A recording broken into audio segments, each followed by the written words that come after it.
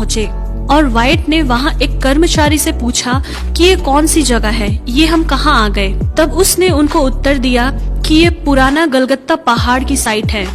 अचानक किसी दिशा पर रॉन वाइट ने अपना हाथ बढ़ाकर कहा कि ये वही स्थान है जहाँ पर यीशु मसीह को क्रूस पर चढ़ाया गया था, और वो अपने साथियों को साथ लेकर उस साइट पर आ गए।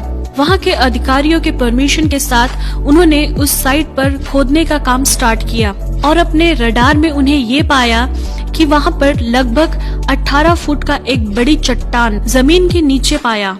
वे जब खोदते गए तो उनको एक गुफा जैसा कुछ दिखाई दिया और वहाँ के कर्मचारी जो वहाँ खोदने का काम करते थे वे उस गुफा के अंदर गए और वे डर के मारे वहाँ से भागने लगे, क्योंकि उन्होंने वहाँ जो देखा वो नजारा बहुत गंभीर था।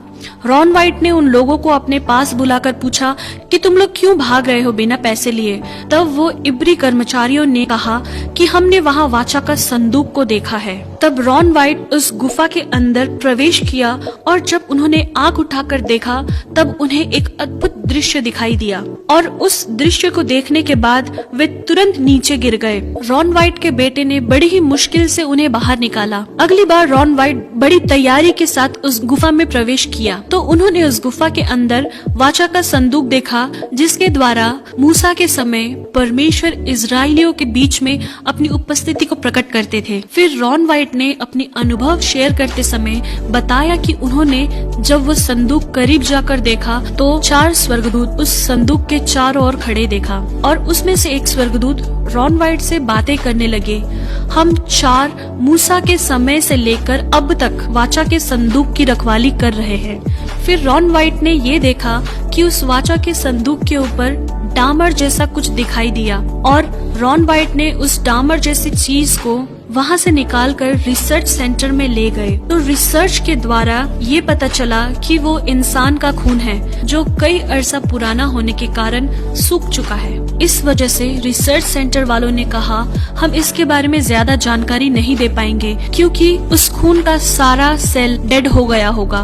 मगर रॉन वाइट जो पहले मेल नर्स भी रह चुके हैं उन लोगों से रिक्वेस्ट किया कि आप लोग कृपया इस ब्लड का DNA पता करने की कोशिश करिए। उनकी बात मानकर उस रिसर्च सेंटर वालों ने ब्लड को 24 आवर तक सॉल्यूशन में रखा और 24 घंटे के बाद उन्होंने उस ब्लड को टेस्ट के लिए डाल दिया। जब उन्होंने उस ब्लड की जांच की तो उन्हें एक आश्चर्यजनक बात पता चली और उन्होंने रॉन वाइट को बुलाकर बताया कि ये ब्लड सेल अभी तक मरा नहीं, ये ब्लड अभी भी जिंदा है। और उन्होंने उसका DNA के लिए खोज किया तो वे ये बात देखकर हैरान हो गए जैसे कि एक नॉर्मल मनुष्य के DNA में 23 पेयर्स ऑफ क्रोमोसोम होते हैं, जिनमें से 23 माता के होते हैं और 23 पिता के, मगर उस ब्लड में सिर्फ 23 ही क्रोमोसोम दिखाई दिए, जिससे रॉन वाइट को ये पता चला कि ये यीशु मसीह का खून है जो पुरुष से नहीं मगर पवित्र आत्मा से जो मरियम के कोख में पैदा हुआ। और उन्हें इस बात की पक्कीकरण करने के लिए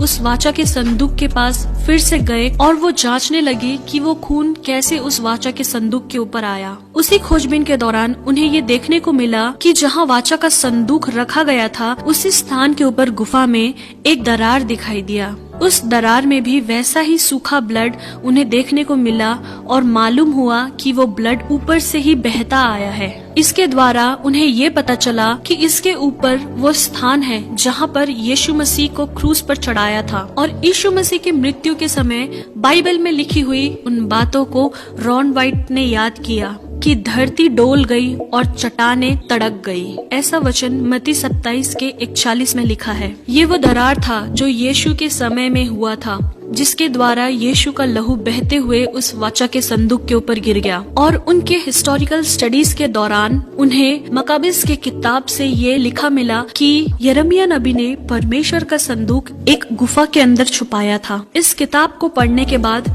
रॉन वाइट ने ये जाना कि ये पिता परमेश्वर की योजना हो सकती है कि यिर्मयाह नबी के द्वारा उस वाचा के संदूक को उसी गुफा में छुपाया हो जिस गुफा के ऊपर प्रभु यीशु मसीह को क्रूसीफाई किया था। वो यीशु मसीह का क्रूसीफाई का साइट था और जहाँ से प्रभु यीशु मसीह का खून बहकर उस वाचा के संदूक के ऊपर पड़ा। शायद ये पिता परमेश्वर की मर्जी थी अपने पुत्र का लहू उस वाचा के संदूक के ऊपर पड़े, जिस वाचा के संदूक के ऊपर पुराने नियम से हम जानते हैं कि महायाजक लोग जानवरों का खून लेकर वहाँ बलि चढ़ाते थे लोगों के पाप का क्षमा के लिए। मगर अपने पुत्र के एकमात्र बलि के द्वारा पिता परमेश्वर ने उस बहुमूल्य लहू को वाचा के संदूक के ऊपर छिड़काया, जिससे सारी मानव जाति के पापों की क्षमा का सबूत हमें मिलता है। प्रियो, ये बात रॉन वाइट सारे मसीहों को बता नहीं पाए, उनका देहांत हो गया। मगर रॉन वाइट ने जो बाइबल की खोज किया है वो सब हम उनकी वेबसाइट में देख सकते हैं। शायद हमें इसका पक्का सबूत ना भी मिले, मगर मैं एक बात जरूर विश्वास करती हूँ और आप लोगों को ये बताना चाहती हूँ कि हमारे प्रभु यीशु मसीह का लहू आज भी जीवित है, क्योंकि इब्रानियों की पत्री में लिखा है, नई वाचा के मध्यस्थ यीशु और छिड़काव के उस लहू के पास आए हो जो हाबिल के लहू से भी उत्तम बातें करता है। हाँ मेरे प्रियो, हमारे प्रभु यीशु मसीह का लहू हाबिल के लहू से भी उत्तम बातें करने वाला है, जो आज भी जिंदा है। और उसी लहू आपको और आपके घर वाले को इस महामारी के बीच में रक्षा